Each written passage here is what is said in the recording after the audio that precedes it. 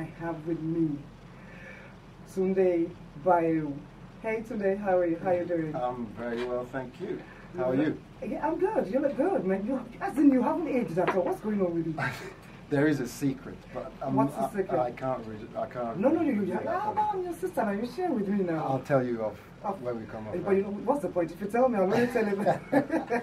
I don't know. I think it's just a genetic thing, to be honest. Yeah, I cannot tell people that. We know we're in those years, you know. So yes, okay. Exactly. We'll keep it, in total. Between us. So, of course, you know, Tunde Bayeiwu of Lighthouse family. A lot of great songs, a lot of great albums has come from Lighthouse family. And what a voice, you know. We're playing some of your tracks from Lighthouse family earlier on, and I'm like, man, where does that voice come from? So before we even get into 10 questions, where does that voice, as in, I'm looking at you and I'm thinking, okay, if he says hi, it should just be some kind of, hi, how you doing? But it's not, it's a different kind of hi. Hi. Yeah, hi. It's a hi. One of those. Yeah. I don't know, where does it come from? Funny one. I think I was in a choir as a kid. You know, I was born in London, but I grew up in Nigeria. And I remember, I think from the age of about 7 or 8, my mum enrolled me in the church choir. Okay. So I always sang as a kid. I love singing in the shower, as most people do. We all do, because everyone sounds good in the shower. Exactly. The acoustics of the shower always flatters the human voice. So I do that a lot. And yeah, I don't know. It's just one of those things that I've heard people say that when they listen to my voice, it kind of sounds like they're having an intimate conversation with a friend. That's spot on. Spot on. So, yeah, I think that's it, it's just really. a blessing from God, really. Yeah, I really can't take credit for it. I feel fortunate to be able to have it. But yeah, I really couldn't give you a definite answer as to, you know, I never went for voice training or anything like that. So I kind of, in a way, I kind of sing as if I'm speaking to you, like, you know, press my lips against your ear and just whisper. And okay, so do you want to come out of the chair and come and? Sure. Okay. No, we'll do that later. Okay. Yeah, we'll do that later. Okay. Let's just get into 10 questions, and in between we'll just come in and out of other stuff as well. Okay. So question number 1. What makes you happy? You're happiest when you're doing what? Good question. In a way, really? Yeah. I'm not going to give you a cliche answer. I'm happiest really when I'm writing songs. Oh, God. Yeah. Actually, no one has said that. It's always like I'm happiest when I'm singing. But at least you're saying when you're writing songs. Yeah, I'm happiest when I'm writing songs. Because there's a certain challenge that goes with writing songs and being creative. You know, every time you start to do it, it feels as if you've never done it before. It's always a new challenge. So I'm really happy when I'm kind of wrestling a song to the ground, trying to kind of make a piece of music and some lyrics work. So let me ask you, how do you get your songs? You're just sitting down doing something, or you're out partying, and you're just chilling, and something comes to you, and you run up, you get your pad, and you get your pen, and you just start penning the songs? Sometimes that happens. Sometimes there's no fixed way, you know. Sometimes you might hear somebody, like a turn of phrase, somebody might say something which kind of catches your attention in a strange kind of way, and you log it there in the back of your head. Sometimes you might be in the shower and hear a melody in your head, and you kind of come out the shower, record it into a little recording device. Sometimes I'll even dream a song. Oh, and how do you dream a song? I don't know. That I remember a song on my first solo record. There's a song on there called "I've Never Walked Alone." Okay. And I had a dream and heard this song in the dream. And I was fortunate enough to wake up in the middle of the dream and quickly record the words to the chorus and the melody into my little recording device. Are you serious? Yes. I mean, I wouldn't say that kind of happens every day. I think you're lucky if a song, comes to you that way. But basically what I'm trying to say is there's no fixed way. Okay. It could be anything. You could be out with your friends and somebody will say something stupid and it kind of resonates in your head and stays there, never leaves. Okay, cool stuff. Let me ask you, who have you met that has influenced your life the most? My wife. Oh. So you knew I was going to do that. Oh, I didn't know you were going to do that.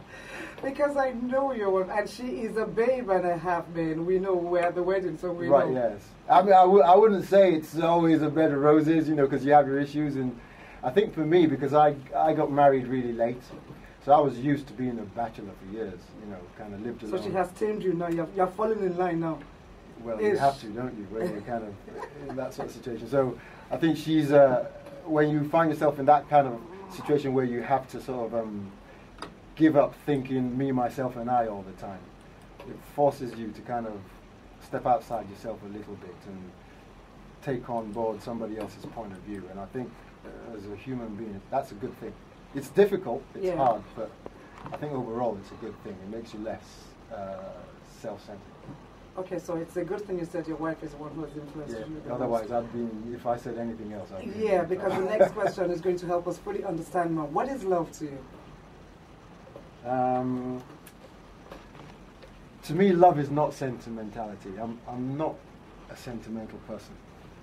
I was about to say something, but I'll just bite it like a hashtag typical, never mind, typical Nigerian man. Yeah, kind of thing. I don't know. I think love is just learning to as I said before, take on board or give room for somebody else's point of view. I think in a way it's like taking your attention off yourself and placing it on somebody else for a period of time. And I think the more you do it, hopefully the better you become at it. But I don't believe in, you know, sometimes people think love is all this, you know, they talk about love and they, you know, some guy crooning into a microphone and he'll say anything to get into bed with a girl. To me, that's not love.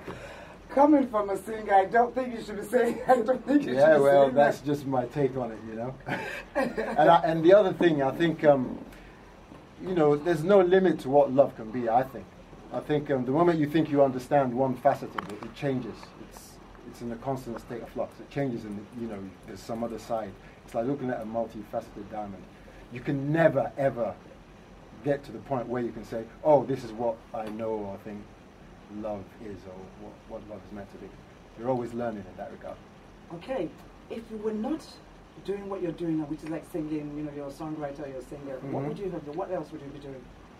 Well, I went up to, I studied accountancy for some strange reason. I don't know why. I kind of thought I wanted to be an accountant. And so that's what I studied.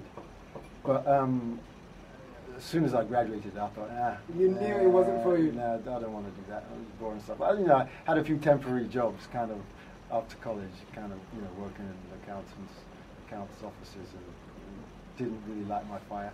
So maybe that's what I might have been doing. I don't know. But I'm happy doing what I'm doing now, which really I came to by default. It wasn't like a conscious thing, you know, trying to become a musician.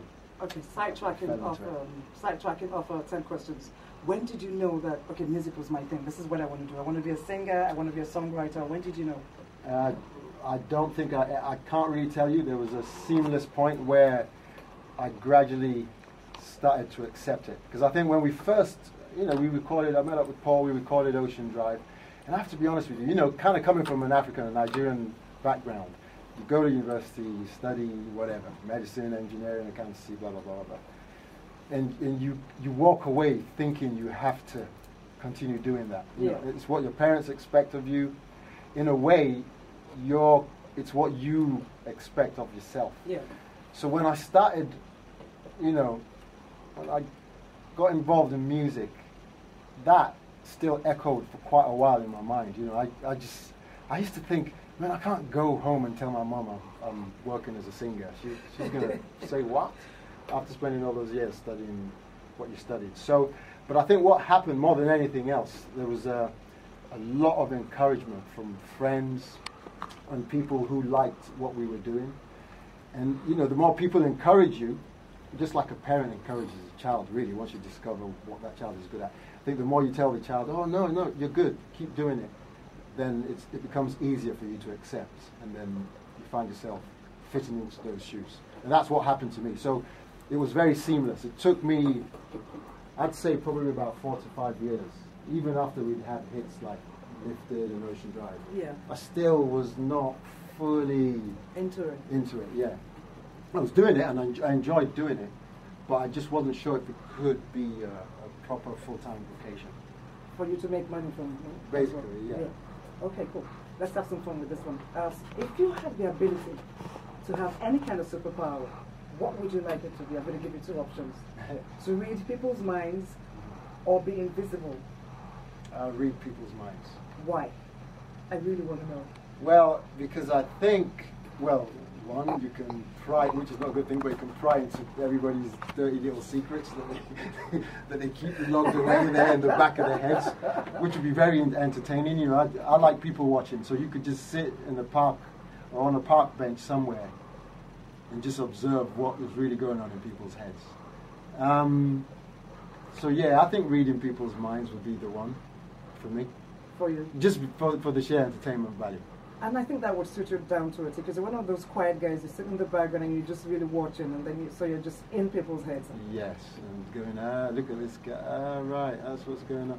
And then the other thing is you can, you know, well, I'm married now, so maybe I shouldn't say this, but if I go back to when I was single, it'll be a lot easier to know which girl fancies you when you're standing with a group of girls and which one doesn't. Nice one. Yeah. Okay, so we're going to take a break and we're going to take a song from your first solo album. Mm-hmm. The song is called Great Romantic. And then we're going to take another break and then be right back with 10 questions with Tunde Bayeiwu of Lighthouse family.